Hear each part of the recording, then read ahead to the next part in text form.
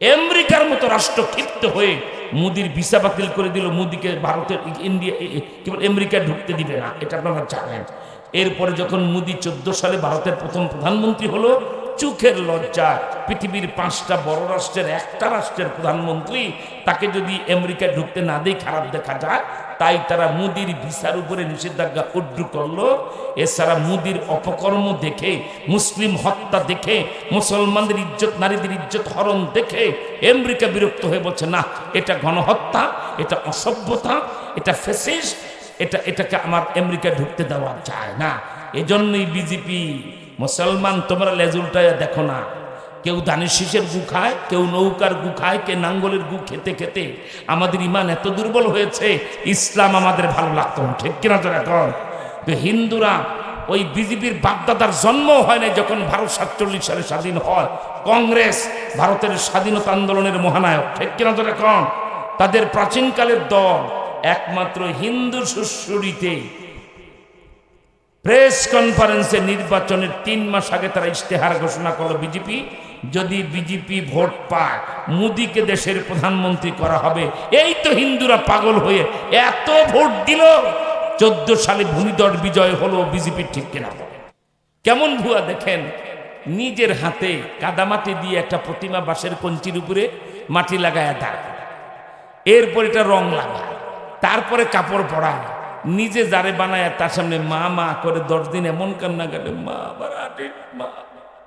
আবার দেশের নেতারা বলে ধর্ম যার যার উৎসব সবার, বেঈমান হয়ে যাবে, ঠিক কিনা? এখন এত কান্নাকাটি করলো যে মাকে নিজে বানালো, 10 দিন মায়ের পূজা করলো, দশমীর পরে যখন প্রতিমা বিসর্জনের দিন হয়, এই প্রতিমাকে ব্রাহ্মণবাড়িয়া শহর থেকে নিয়ে তিতাস নদীতে ফালাইয়া এমন বাইরান বাইরা, ঠিক কিনা?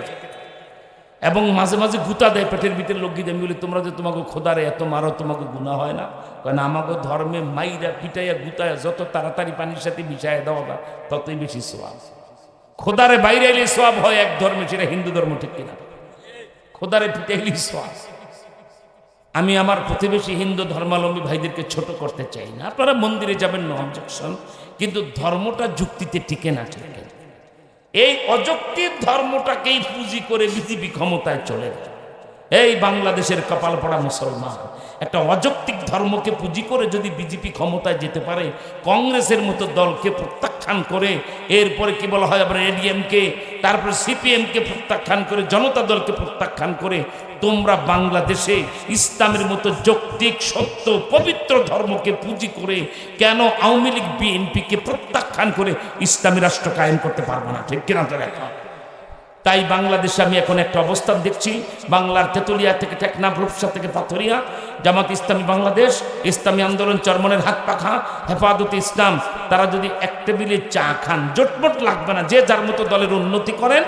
একটা স্লোগান জেলখানা থেকে আমরা তৈরি করেছি, দল যার যার ভোট ইসলামের, ঠিক কিনা? এখন এই সব দলগুলো যদি অন্তত এইটুকুন করেন, প্রত্যেকটা আসনে প্রার্থী হবে ইসলামের পক্ষে একজন, বাকিরা সাপোর্ট দেবে, ঠিক কিনা? এখানে চরমনার প্রার্থী যোগ্য, তারা প্রার্থী দিবেন, বাকি সব ইসলামী দল সাপোর্ট দেবে। পাশে জামাত ইসলামের প্রার্থী যোগ্য, বাকিরা সাপোর্ট দেন। এখানে হেফাজত ইসলামের একজন জগৎ বিখ্যাত আলেম প্রার্থী, বাকিরা তার প্রতি ভক্তি শ্রদ্ধা করে সাপোর্ট দেন। এইভাবে যদি 3টা দল নির্বাচনী আসন সমঝোতা করতে পারে, অগ্রিম লিখে দিতে পারবো এবার রাষ্ট্র ক্ষমতায় যাবে ইসলাম, ঠিক কিনা? এখন গোটা জাতি ভোটের 100 লাভ শুরু করে দেবে, কি বলেন, ঠিক না? আপনি কি কোনদিন কল্পনা করে দেখেছেন হেফাজতের উলামায়ে কেরাম, চরমনার পীর সাহেবরা, জামাত ইসলামের শফিক সাহেব, আর কি যেন বলা হয় হেফাজতে ইসলামের হযরত কি বলা হয় মুহিবুল্লাহ বাবুনগরী, আল্লাহু আকবার, এমনিভাবে চরমনার পীর সাহেবরা, আল্লামা মামুনুল হকরা এক স্টেজে দাঁড়াইলে আমি খোদার কসম করে বলি, হাসিনা খালেদা যদি ভেদাভেদে ভুলে যায়, দুজনেও হাত মিলায়, ইসলাম এদেশে ঠেকাইতে পারবে না, পারবে না, পারবে না, ঠিক কিনা? এত সুযোগ তৈরি হওয়ার পরে যদি কোন ইসলামী দলার নেতার কারণে এবার ইসলাম বাধাগ্রস্ত হয়, এবার ইসলাম রাষ্ট্র ক্ষমতা না যায়, ওরা জাতীয় বেঈমান হবে, হাসরের ময়দানে আল্লাহর কাছে জবাব দিতে হবে, ঠিক কিনা? এবার আপনাদেরকে বলি, আলেম ওলামারা যদি সরকার গড়ে, মুহাক্কিক আলেম বুজুর্গ, একদিকে শাইখুল হাদিস, অপরদিকে রাষ্ট্রের প্রধানমন্ত্রী, আফগানিস্তানে যায় দেখো, সুবহানাল্লাহ, আমি ১,৫০০ বছর আগে নবী জমানায় নেব না, তোমার বাড়ির সামনে চোখে আগুন দিয়ে দেখাবো। আল্লাহর হুকুম, নবীর তরিকা রাষ্ট্র চললে আসমানের মালিক কি গাইবি মদত করে দেখেন। আল্লাহু আকবার। মোল্লা হিবাতুল্লাহ আখুন্দজাদা ইঞ্জিনিয়ারদেরকে বলেন এখানে মাটি খোঁড়ো। মাটি খুঁড়লেন, পেয়ে গেছে সোনার খড়ি। গেলেন চায়নার বর্ডারে, যেখানে মাটি খোঁড়ো, মাটি খুঁড়লেন, পেয়ে গেছে অ্যালুমিনিয়ামের খড়ি। আরেক জায়গায় বলছে মাটি খোঁড়ো, ইঞ্জিনিয়াররা প্রধানমন্ত্রীর নির্দেশ কি করবেন, মাটি খুঁড়ছে। মাটি খুঁড়ে দেখে সেখানে তামার খনি। আল্লাহু আকবার। মোল্লা ওমর, আপনারা জানেন যেই প্রদেশে তার জন্ম সেখানে একটা নদী আছে, নদীটার নাম খোস্ত। মোল্লা ওমরের সেই শিশুকালে ছোটবেলায় যে নদীতে সাঁতরায় গোসল করতেন, সেই নদীর পারে বর্তমান আফগানিস্তানের আমিরুল মুমিনিন বলছে নদীর তলা খোঁড়ো, মাটি খোঁড়ো। মাটি খুঁড়ে এমন তেলের খনি পেয়েছে যা সৌদি আরবে না। আল্লাহু আকবার বলবেন না? সর্বশেষ কাবুলে ১০,০০০ মুজাহিদকে গুলি করে হত্যা করে যেখানে ফেলতো রাশিয়ার শয়তানরা, আমেরিকার শয়তানরা, সেই ১০,০০০ মুজাহিদ যেখানে ঘুমায় তার পাশে মাটি খুঁড়ে দেখা গেল তারা পেয়ে গেছেন লিথুনিয়ামের খনি। লিথুনিয়াম কাকে বলে ব্রাহ্মণবাড়িয়া জানে? ১ মণ স্বর্ণের যত দাম, ১ টুকরা লিথুনিয়ামের দাম তার চেয়ে বেশি।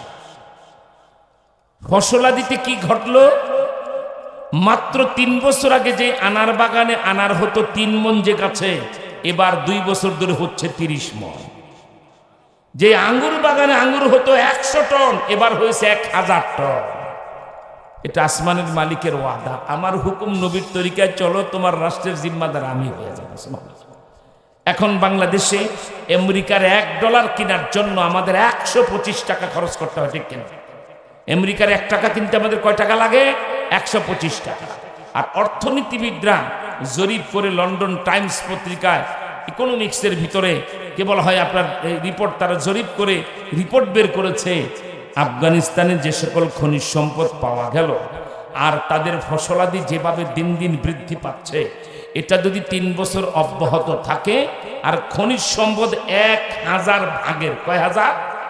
১,০০০ ভাগের ১ ভাগও যদি তালেবানরা উঠাইতে পারেন, আমেরিকার $5 দিয়ে আফগানিস্তানের ১ টাকা কিনতে হবে ৩ বছর। আল্লাহু আকবার। আমার ভাইরা, সেই মোল্লা হিবাতুল্লাহ আখুন্দজাদা বর্তমান পৃথিবীর মুসলমানদের উদ্দেশ্যে কাবুলে কয়দিন আগে একটা ওলামা সম্মেলন করলেন। সেই ওলামা সম্মেলনে সেই আফগানিস্তানের উলামায়ে কেরাম, বিশ্ব উলামায়ে কেরাম, বাইতুল্লাহর ইমাম, গোটা দুনিয়ার ওলামাদের উদ্দেশ্যে ফার্সিতে তিনি একটা অনবদ্য কালজয়ী ভাষণ দিলেন। সেই ভাষণটা আমাদের হস্তগত হয়েছে, আলহামদুলিল্লাহ। বলেন, যেমন মানুষ যেমন আল্লাহর ওলি হয়, তার জবান থেকে সেভাবেই কথা বের হয়, ঠিক কিনা? আল্লাহু আকবার। সেই তার কালজয়ী ফার্সি ভাষণটা আমরা মানে ফার্সি ভাষায় যারা বিশেষজ্ঞ তাদেরকে দিয়ে আমি বঙ্গানুবাদ করাই। আমি নিজে সম্পাদনা করে মোল্লা হিবাতুল্লাহ আখুন্দজাদা শেখুল হাদিস শুনতে আর বলতে কত মজা লাগে। একটা মানুষ 2 ঘন্টা বুখারী শরীফ পড়ায়, বাকি সময় রাষ্ট্র চালায়। আলহামদুলিল্লাহ বলে কলজাটা ঠান্ডা হয়ে যায় না? আমার ভাইরা, ওনার সে বক্তব্য, এই বইটা কোথায়? 2.5 ঘন্টার ভিতরে বইটা পড়ে শেষ করতে পারবেন। এই বইটার আমি প্রথম পৃষ্ঠায় সেই পতাকাটার ছবি দিয়েছি যেটা দেখে আমেরিকা পালাইছে, আলহামদুলিল্লাহ বলেন। আর অ্যাপোচি হেলিকপ্টার, যেটা সাধারণ বোম্বিং করে নষ্ট করা যায় না। এখন যদি কেউ ইসলামের শত্রু থাকেন, পৃথিবীর কোন রাষ্ট্রপ্রধান, আমেরিকার বর্তমান পাগলা রাষ্ট্রপতি যেটা আবার নির্বাচিত হলো, পৃথিবীর মানুষগুলি পাগল আর ছাগল হয়ে গেছে, ড্রামরা আবার বানাইছে রাষ্ট্র। এটা তো অর্ধ পাগলা, ঠিক কিনা জোরা?